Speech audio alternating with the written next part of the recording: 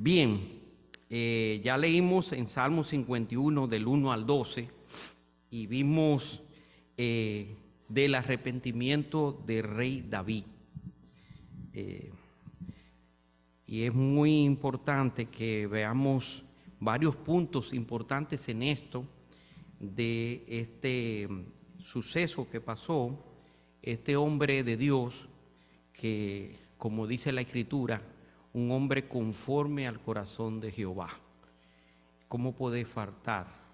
Y nos deja entender claramente de que nosotros no somos infalibles y que somos propensos a caer, porque esta carne no nos los permite por nuestras propias fuerzas, sino con la fuerza que viene del Señor. Bien, vamos a orar. Bendito y amante Padre Celestial que moras en los cielos, Señor, gracias, Señor, por este grupo de tus hijos que están aquí reunidos y también por la exposición de tu palabra. Que no sea yo el que hable, sino tú, Señor. Y tú sabes la necesidad, tanto mía como también de los hermanos, y la necesidad de los que no te conocen también. Porque tu palabra es viva y eficaz y corta y penetra hasta lo más profundo. Obra con poder, Señor. Rebata almas, Señor, y sigue añadiendo lo que han de ser salvos, tanto acá en la 126 como en Pensilvania. Obra, Señor, con poder, Señor. Eso te pedimos en el santo, glorioso nombre de Cristo. Amén. Amén. Ok, el Salmo 51 hace una descripción de rey David, y se piensa que fue inmediatamente él escribió este salmo cuando el profeta Natán lo visitó y lo enfrentó, y fue reprendido por el profeta por el pecado de Betsabé y de su esposo Urías Eteo. Y dice que bárbaramente había pasado un año de lo que había sucedido, y eso le trajo unas consecuencias bastante fuertes. Tanto así, el hombre lo sufría, secretamente lo sufría, y de ahí es que sale el Salmo 32, 3, 4, que dice: mientras callé, se envejecieron mis huesos en mi gemir todo el día, porque de día y de noche se agravó sobre mí tu mano, se volvió mi verdor en sequedades de verano. Sí, ese era el que estaba diciendo mi hermano Luis, cuando yo le mencioné el pecado de David, sí, ese. Sí, pero se menciona muchas veces en varios casos. Bien, durante más de 6,000 años, puede ser que sea más, según la Biblia, los hombres han tratado de ocultar su pecado, pero han fracasado. Y vemos varios ejemplos. El primero es de Adán y Eva, que trataron de esconderse del Señor y se hicieron tapar con hojas y cosas para tapar su falta. Eso está en Génesis 3:7. Moisés trató de esconder el egipcio que mató, pero al día siguiente descubrió que ya todo el mundo lo sabía, y se vio tremendo lío porque también lo supo el faraón y lo mandó a buscar a matar. Tuvo que salir corriendo de ahí. Eso está en Éxodo 2, del 15 al 16, y el capítulo 2 hace mención más clara, completa. No vamos a leer algunos versículos porque queremos ir a vuelo de pájaro, pero muchos sabemos esos sucesos. Lo pueden anotar como referencia. El tercer caso, Acán escondió en el centro de su tienda los despojos que tomó de Jericó. ¿Pero qué pasó? Dios los desenterró, se descubrieron, lo por más oculto. Y mire que estaba difícil, porque la tribu eran muchas tribus, y participaron mucho y no se sabía, estaba secretamente. Y eso pasa en Josué 7:1 en adelante, y vemos cómo el Señor fue obrando hasta que fue descubierto, y el Señor lo descubrió, para que vean cómo son las cosas.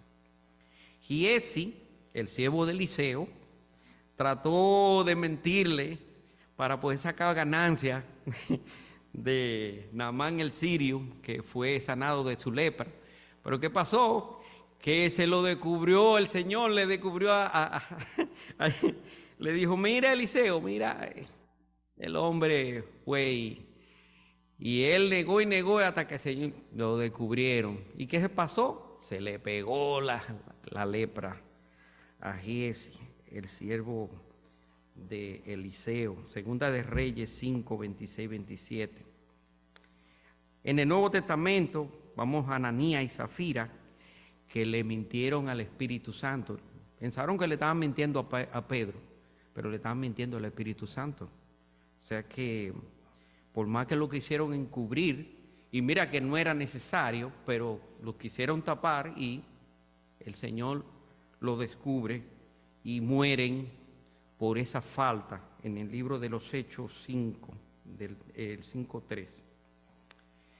Volvemos a David. David adulteró con Betsabé y manda a matar a su esposo Urías Eteo.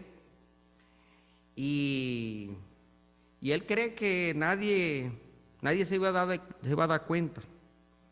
Pero el Señor viene y le revela al profeta Natán, y el profeta Natán va y lo enfrenta y lo desenmascara ahí. Eso está en 2 de Samuel 11, 12.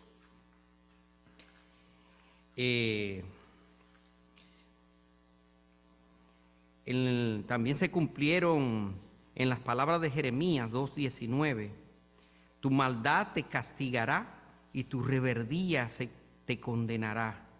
Sabe pues y ve cuán malo y amargo es haber dejado tú a Jehová tu Dios y faltar mi temor en ti, dice el Señor Jehová de los ejércitos. Mire, eso es tremendo.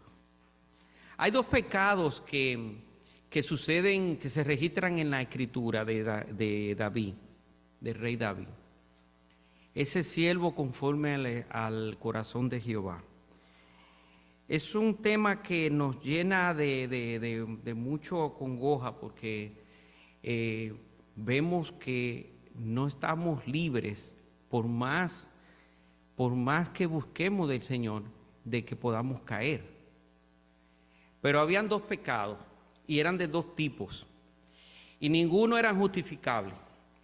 Primero, había uno que era propio de su propia concupiscencia, que fue el de Betsabé.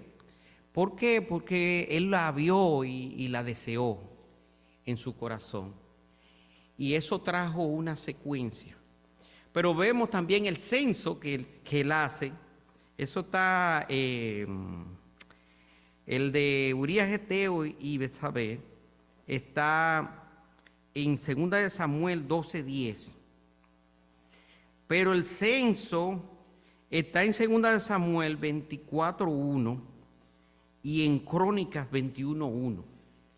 ¿Y quién fue que lo indujo el enemigo? Lo indujo Satanás.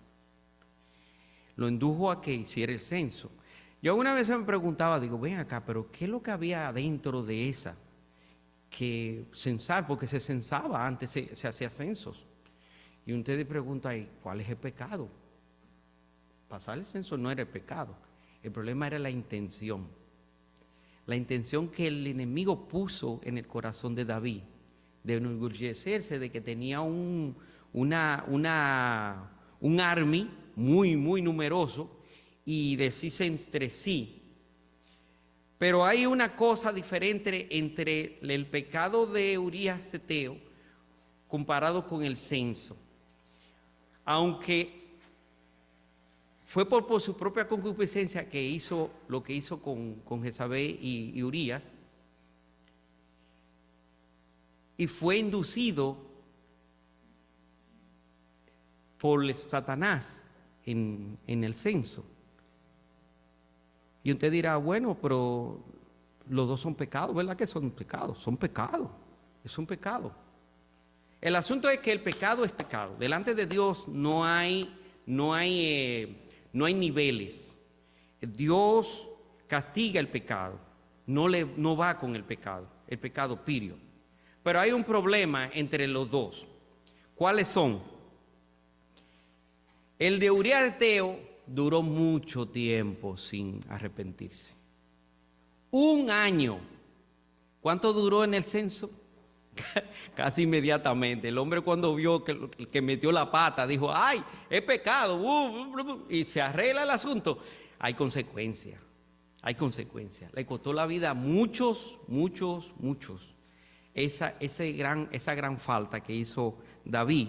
Pero la de Jezabel pasa una cosa horrible, que es que más tiempo dura amasando eso, tratando de ocultarlo, como todo ser humano que hay en la bolita del mundo. Lo más importante es que nosotros reconozcamos inmediatamente nuestro pecado. El tipo de pecado no tiene que ver, ni tampoco, mira, porque me lo dijo. Ese es como el caso de Eva, Adán y Eva. Y cuando el Señor le preguntó, ve acá, Adán, ¿qué pasó? No, Eva. Pero Eva, ¿y qué pasó? No, la serpiente. Y la serpiente, como no tenía que... Tal vez voy a decir, no, pero Satanás me engañó a mí también, que es lo tuyo, y se vuelve una cadena. No, usted faltó. La falta cae y usted es responsable de tomar una decisión personal. Por más que lo induzcan, si usted se dejó inducir, usted es que tiene el problema.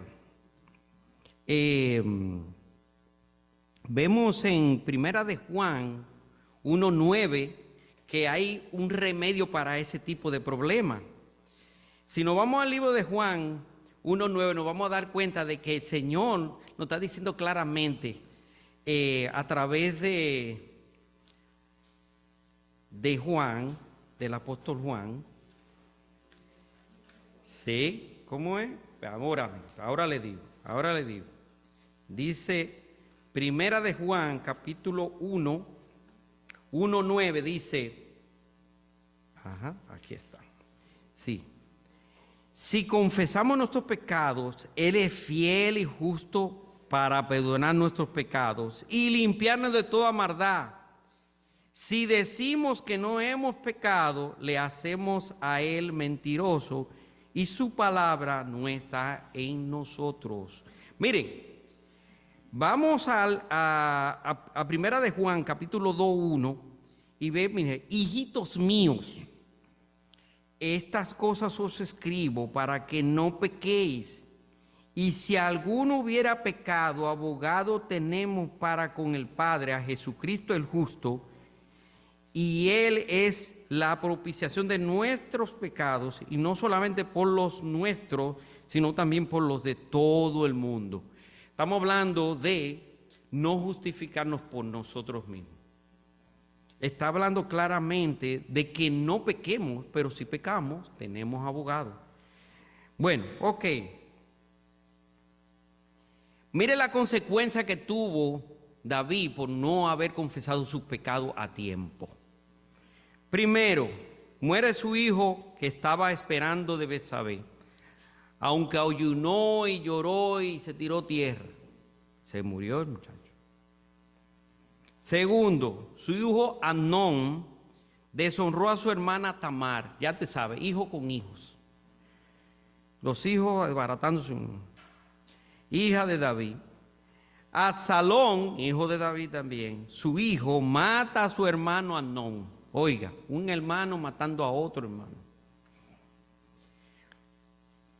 Absalón, cuatro casos. Absalón se rebela contra su padre David para quitarle el reino. ¿Y qué es lo que le pasa a Absalón? Muere atravesado por 3 dardos en el corazón. Triste situación. Y usted se lee esa parte cuando David escucha que su hijo Absalón, que lo estaba buscando para quitarle el cuello, lo habían matado. Y ese hombre lloró. Hay varios pasajes que nos dejan entender claramente de que David había entendido esa situación, aunque fue tardía, pero lo entendió, porque cuando Absalón lo estaba persiguiendo, había uno que le estaba voceando, le dijo, sanguinario, y esto y lo otro. Y usted se pone a la y dice, wow, ese tipo está faltándole respeto al rey, y estaba hasta uno de los que estaban ahí, dime que le quito la cabeza. Y él dijo, no, déjalo que maldiga, porque fue de Jehová que me está mandando. ¿Por qué? Y yo me quedé pensando, ¿por qué? Claro, porque él mandó a matar a su siervo, Urías Eteo. Él planeó e hizo todas esas cosas. Y era un hombre de guerra, un hombre que tenía sangre en las manos. Porque por eso que cuando él va a edificar el templo, él dice, no, tú no vas a edificarte, tú no me vas a edificar casa. Tú tienes mucha sangre en las manos. No solamente de esas, sino de muchas otras más. Así que imagínense. Pero el asunto es este. Con relación al arrepentimiento de David, hay varias cosas importantes que debemos ver. Y vamos a ver en algunas. Y eso es importante que cada persona que escucha, ya sea por Zoom o alguien que no ha conocido al Señor, lo ponga mucha atención. Porque eso es sumamente importante. No es solamente al creyente, es a toda la humanidad reconocer de que estamos en falta. Eso es para todo el mundo. Porque el que no reconoce que es pecador, se queda siendo pecador y va para el infierno, es derechito que va como una piedra. Los meteoritos yo creo que van más lento que lo que va un pecador para el infierno. Dice, primeramente, reconocer la falta contra Dios. Usted ve que 12 veces en este capítulo menciona haber pecado contra Dios. Dice, la más triste condición en que una persona puede llegar a la de considerarse bien cuando está mal con Dios. La tercera, si algo realmente estorba la vida espiritual de una persona, es no reconocer el estado en que se encuentra. Y todo pecador que no se reconoce pecador, está en la misma condición, no se mueve de ahí. Es perdido que está. Y si yo ando mal, y yo no reconozco mi falta, yo me voy a quedar rebalando. Las bendiciones se pierden. ¿Usted sabía eso? Dios nos ha llamado a que nosotros seamos luz. Como estaba diciendo una vez el mensaje del hermano Armando, hablando de que somos sal primero y después somos luz. Tenemos que sazonar el mundo primero, entonces después brillamos.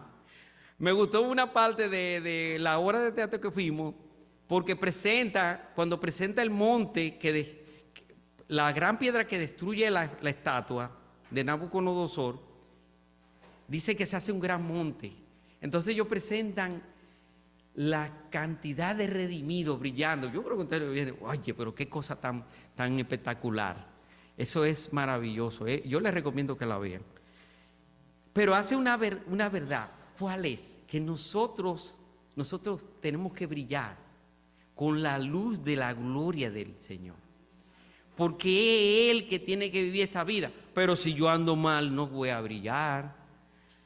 Es como que yo le tire lodo a una lámpara y me voy a alumbrar así, en la oscuridad, limpia la lámpara a ver si por lo menos sale un brillito, porque sucio no vamos a poder brillar.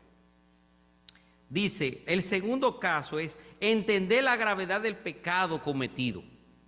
Miren, mi hermano, tenemos que reconocer que cuando pecamos no es un pequeño error. Por más pequeño que usted lo vea. ¿Por qué? Porque es un problema grande. El problema grande es que nos separamos de nuestra comunión con el Señor. Y ese problema muchas veces va a traer otro problema y va a seguir, se va a convertir en una bola como la bola de nieve. La tira de una montaña, eso va bajando y cuando tú vienes a ver, eso es tremendo, se lleva medio pueblo ahí. Eso es así de sencillo. Es algo que al ser tan grande necesita la grande misericordia de Dios. Y vemos lo siguiente, dice, como dice en el pasaje, en el versículo 1, mis rebeliones, borra mis rebeliones. Rebelión significa sublevación, dice oposición, oponerse, levantarse en alma, sublevarse, hacer un piquete, hacerle guerra al Señor. Segundo, mi maldad. Lávame más y más de mi maldad. Y mire, aquí reconoce algo sencillo. Yo no sé, hoy en día se utiliza la lavadora eléctrica, te sabes, chuchupu, chuchupu, chuchupu, entonces no tiene que fajarse. Pero antes había que irse al río. Y había mujeres que tenían una tabla y una piedra. Pipa, pipa, eso era golpe y golpe. Eso era palo que se acabó. ¿Para qué? Para despegarle el sucio. Despegarle el sucio de la ropa. Sí, eso era palo limpio. Dice, láveme más y más de mi maldad. O sea, dame palo y dame mucho palo. Maldad significa aquí lo torcido, lo que está hueco, lo que se hizo curvo, no se apartó de la línea, se desniveló, no, ya no es derecho, sino que está torcido. Dice la naturaleza, mi pecado, límpiame de mi pecado. La causa de la naturaleza, el mal proceder, los actos malos, él lo comparó, él comparó esos actos malos y ese deseo interno que lo motivaba a hacer semejante cosa. Dice, muchos no reciben el perdón por no querer reconocer la gravedad de su pecado. Perdón por la falta cometida. Borra mis rebeliones. Cuando habla de borrar, eso da a entender claramente de que hay una lista larga, una arriba de otra. Mira, falta. Por eso dice, el Señor yo diría que como un escriba, que Él va mirando el mundo y va anotando. Él va anotando. Y esas rebeliones quedan ahí anotadas. Cuando llegue el juicio, entonces el Señor las pasa. Eso es algo bastante fuerte. Y esas faltas necesitan ser borradas. Solamente el Señor puede borrarlas. Dice, lávame más y más de mi maldad. Ya hablamos de las que lavan la ropa. Tú te vas, enjuegan, la moja, la golpea y la requete golpea y le truje, la golpea y se corre con una piedra para que se suelte todo ese sucio. Dice, o sea que David lo que estaba diciendo, golpéame más, golpéame, ablándame, sácame todo eso. Límpiame de mi pecado, purifícame con hisopo. En Hebreos 9, 19, 20, conforme a la ley, Moisés para purificar las personas necesitaba un cuerno con aceite y también con la sangre. Recogían los sacerdotes y rociaban esa sangre para limpiar al pueblo de sus pecados. Es interesante ver que es como cuando usted recibe un golpe y se le forma una llaga y usted necesita ser curado. Entonces utilizan, bueno, vamos a coger un pedazo de algodón y le vamos a hacer un brebaje estilo dominicano del campo, que agarraban limón con sal y le decían, ven, agárramelo ahí. Me lo agarraban entre cuatro y le hacían con ese esponja, ya te sabes. Y estaban los gritos al cielo que llegaban allá hasta el otro lado del pueblo. Lo que está hablando claramente, que David decía, mi pecado es una horrenda llaga. Es como la lepra, que necesita ser purificada. Generalmente es purificado con la sangre de un animal. el sacerdote llevaba esa sangre y purificaba. Y mire que no era fácil. Pero mire con quién el Señor nos limpia, no con sangre de animales. Nos limpia con su sangre preciosa. Y esa sangre es eficaz, porque tal vez esa sangre en una herida no creo que iba a ser muy buena sanidad. Está bien, ok, me agarrarás alcohol o agarrarás, qué sé yo, algún alcoholado, un mentioleo, algo así, una cosa para curar. Pero cuando usted le pasaban sangre, no creo, se le empeoraba la herida. Pero la sangre de Cristo es diferente. La sangre de Cristo sí cura la más profunda llaga del alma. Mire cómo dice, versículo 10 dice, crea en mí, oh Dios, un corazón limpio. El principio de una vida cristiana consiste en una vida consistente, está en un cambio interno, radical. Por eso que dice ahí en Ezequiel 36, 26, os daré corazón nuevo y pondré espíritu nuevo dentro de vosotros. El Señor nos renueva y nos sigue renovando y nos sigue renovando. Y nosotros no estamos completos todavía. Porque es como cuando usted está aprendiendo y le están diciendo una cosa y usted, wow, ya yo me sé todo eso. Sí, pero te voy a enseñar ahora otra más. Ah, pero todavía no se ha terminado. Ajá, ahora que hay que trabajar. En el alfarero, y lija y lo pule hasta que lo pone que brilla. Y todavía dice, oh, ya está bien. No, ahora hay que pasarte la laca y después date lija de nuevo y date laca y lija de nuevo. Y así somos los creyentes. Día tras día el Señor nos va renovando, nos va haciendo perfectos día tras día. ¿Hasta qué? Cuando el Señor nos lleve. Ahí vamos a estar perfectos, el varón perfecto, separado de este caparazón de carne, y se va a acabar eso. Dice en 2 Corintios 5:17, de modo que si alguno está en Cristo, nueva criatura es. Las cosas viejas pasaron, he aquí todas son hechas nuevas. No está hablando de un poco, no está hablando de que algunas cosas, no, todas son hechas nuevas. Por eso la vida del creyente es la vida en Cristo, no es mi vida, como le he dicho muchas veces, metan en la cabeza, no es mi vida, es la vida de Cristo. No es lo que yo creo, es lo que Dios cree. No es lo que pienso o lo que me parece, no, es lo que a Dios le parece y lo que Él piensa. Y su palabra nos la ha dejado para eso, para que nos veamos. Es como un espejo. Vamos a ver qué es lo que estoy mirando. Oh, sí, estoy mirando la palabra de Dios o estoy mirando un pensamiento mío. No, espérate, no va. Tiene que ser la palabra de Dios. Porque ya no vivo yo, vive Cristo en mí. Dice, renueva un corazón recto dentro de mí. Dice,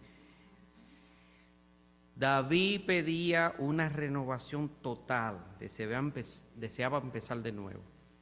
Y en verdad, tal vez esa fue la razón, porque cuando él hizo el censo, ni una vez se arrepintió.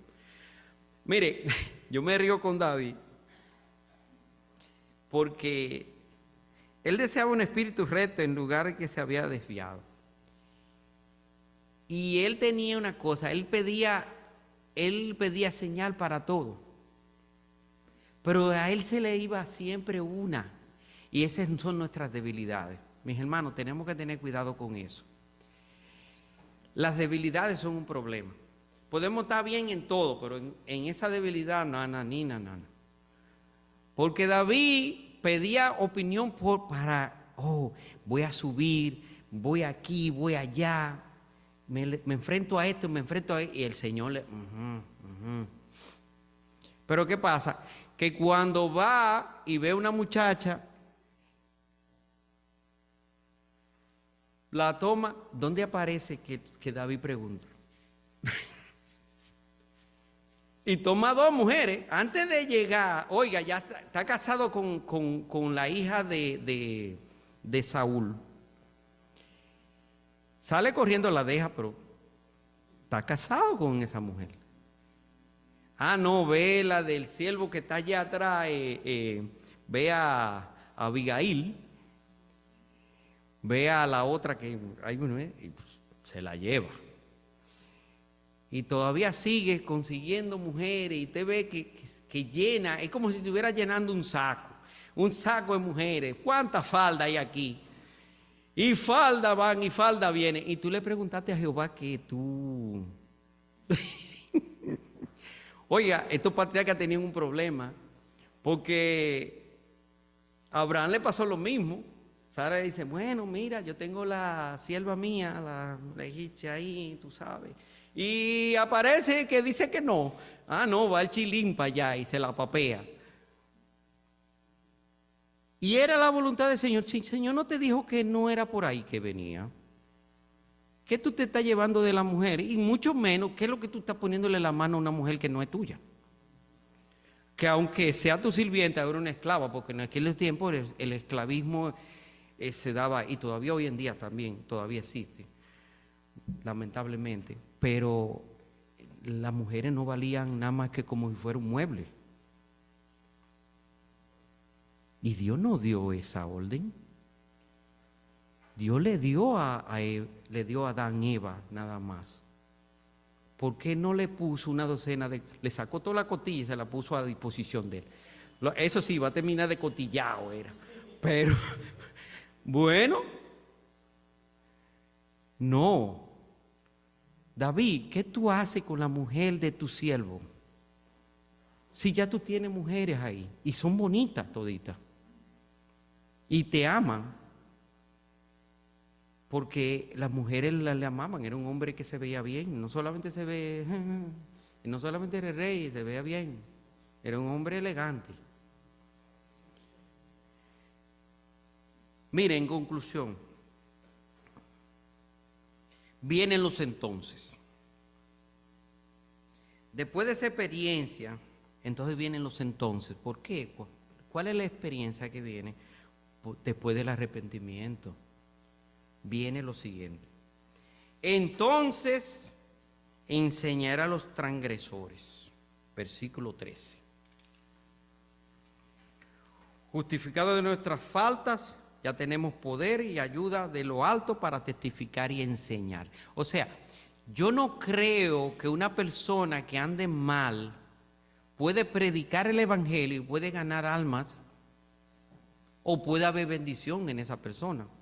Porque muchas veces usted ve que la gente se convierte, porque hasta las piedras hablan. Jehová no tiene que ver. Si tiene alguien para salvación, viene este que está medio y cae y la palabra no se va vacía. La palabra de Dios es lo que funciona, no soy yo. Yo lo que soy es un instrumento más aquí. Y hay de mí que no la diga como debo de decirla, porque el Señor me pasa cuenta. Es que le va a pasar cuenta. Oye, bárbaro, tú estás pregonando el evangelio, diciendo que se arrepientan, y tú eres que te tienes que arrepentir. Arrepiéntete. La salvación es para todos. El Señor Jesucristo no murió solamente por mí, murió también por ti, por todo el mundo. Como lo dice en Primera de Juan, dice en Juan 15:5, yo soy la vid, vosotros los pámpanos, el que permanece en mí y yo en él, este lleva muchos frutos, porque separado de mí nada podéis hacer. Primera de Juan 2:1, como dijimos, hijitos míos, estas cosas os escribo para que no pequéis. Si alguno hubiera pecado, abogado tenemos para con el Padre, Jesucristo el justo. Entonces vemos el segundo. Entonces, cantará mi lengua. Hay una cosa en el versículo 14. El gozo de la salvación. Mire, eso no es lo más terrible, que uno, sabiendo que hay gozo, sabiendo que hay alegría, usted no está alegre, ni está mucho menos gozoso. Está triste, está decaído. ¿Por qué? Porque el pecado no me deja disfrutar de eso. Me voy a sentir mal. Le he faltado a mi Señor y me duele en el alma haberle faltado. Por nada más mirar y ya yo estoy, Señor, ¿qué voy a hacer yo con este cuerpo de muerte? Como dice el apóstol Pablo. Ay de mí, ¿quién me librará de este cuerpo de muerte? Solamente Cristo. Dice Éxodo 15:2, dice, Jehová es mi fortaleza y mi cántico, y ha sido mi salvación. Este es mi Dios, y lo alabaré, Dios de mi Padre, y lo enalteceré. Colosenses 3:16 dice, la palabra de Cristo mora en abundancia en vosotros, enseñándoos y exhortándoos unos a otros en toda sabiduría, cantando con alegría, con gracia en vuestros corazones. Oiga, con gracia en nuestros corazones. O sea, usted lo está disfrutando de corazón. Dice, al Señor con salmos e himnos y cánticos espirituales. Y hay dos entonces más. Y el penúltimo dice, entonces te agradarán los sacrificios. Versículo 19, Romanos 12:1. Así que, hermanos, os ruego por la misericordia de Dios que presentéis vuestros cuerpos en sacrificio vivo, agradable a Dios, que es vuestro culto racional. El último entonces, te agradarán las ofrendas. Oiga, nosotros somos la primera ofrenda. Versículo 19 también. Mateo 5, 23, 24. Por tanto, si traes tu ofrenda al altar, allí te acuerdas de que tu hermano tiene algo contra ti, deja allí tu ofrenda delante del altar y anda, reconcíliate primero con tu hermano. Entonces ven y presenta tu ofrenda. ¿Cómo debemos de darnos nosotros por entero? Amigo, si tú estás ahí y no has recibido a Cristo, reconócete pecador, porque cuanto todos pecaron, todos estamos destituidos de la gloria de Dios. Eso dicen Romanos. Todos. Y eso no incluye a mí, yo soy un pecador. Pero ¿cuál es la diferencia entre uno que no ha recibido a Cristo? Es que no tiene esperanza. Si tú quieres coger esa esperanza, tienes que venir a los pies de Cristo, reconocerte pecador primero, arrepentirte de tu pecado, entonces venir a los pies de Cristo. Dice, yo soy un vil pecador, yo quiero recibir esa salvación. Amigo, si tú estás ahí, si tú tal vez estás sentado en una banqueta o escuchando por Zoom y dices, yo soy creyente, y tú no has hecho esa profesión de fe, y tú lo sabes, porque el Espíritu mismo te da. Tu misma conciencia te dice, recibe a Cristo. Solamente tienes que hacer esta oración, decir lo siguiente. Si quieres hacerla, la puedes hacer ahora. Dios, soy un vil pecador, perdona mis pecados, bórralos con la sangre de Cristo. Recibo a Cristo como Señor y Salvador. En el nombre de Cristo Jesús. Amén. Si lo hiciste de corazón, ciertísimamente, como el Señor le dijo al que estaba colgado en el madero, de cierto te digo que hoy estarás conmigo en el paraíso. ¿Y tuvo tiempo de hacer bien? No, lo que pasa es que se arrepintió. Mire qué diferencia. Así que el Señor nos ayude a que estemos a tiempo y fuera de tiempo obedeciendo a nuestro Señor y Salvador Jesucristo y dejando el pecado a un lado, pidiéndole la ayuda al Señor, porque no es fácil. Sin la ayuda del Señor no podemos hacerlo. El Señor le bendiga.